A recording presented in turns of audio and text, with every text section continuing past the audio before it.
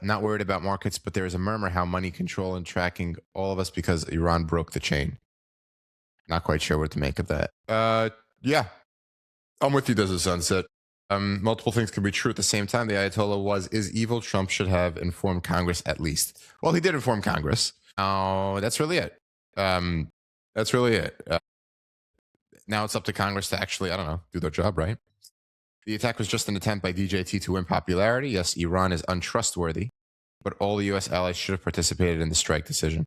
Well, the U.S. allies, if you're mentioning, let's say Europe was a very fast no. The UK didn't publicly didn't grant any airspace or usage of airspace, and they have significantly important airspace in the region over their protectorates that they said you may not use this for striking Iran. I'm not familiar with the rest of Europe in particular, but I'm thinking back to when the Shah was deposed in 1979. France, Spain, West Germany explicitly said that they were not welcoming of the Shah, given even that he needed medical treatment, because they were dependent on Iranian oil.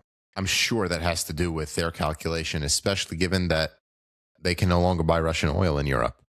So what, is this something that you bring NATO into? Is that the proposal? Because I don't think that would have ever have happened. Would have never applied.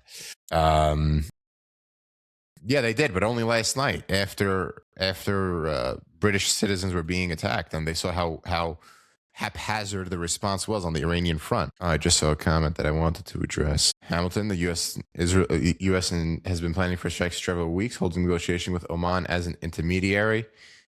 Hamilton, I seriously think that if Iran came to the negotiating table saying, "Listen, we'll do whatever you want," Trump wouldn't have attacked. But that was the only way. Another comment: the U.S. and Israel have overwhelming strategic asset forces. That was never a consideration. The question is whether Trump will reach an endpoint, either political or military, and when or what is it?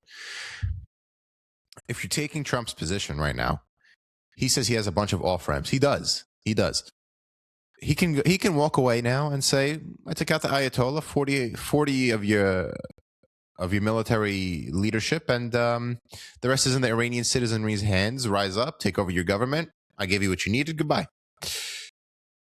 Or you have he can go on another couple of weeks. I was watching the Raging Moderates podcast by Scott Galloway, and he said he believes that Israel went into this saying, "All right, we'll do the dirty work. We'll take people out on the ground. The U.S. give us broad support, either over the air or any sort of kinetic remote strikes, and we'll do the dirty work. We just need your backing." So I believe that kind of structure may actually be in place. I could definitely see the Israelis doing the dirty work on the ground. I'm saying going person to person, and I could see the U.S. really supporting the strikes from a 35,000, maybe even more altitude. I'm afraid you're right. Desert Sunset. The Iranian people do not have what they need to revolt. Like I said, they need a unifying force. They need the unifying force. I think the only unifying force right now is the Crown Prince. And they need guns.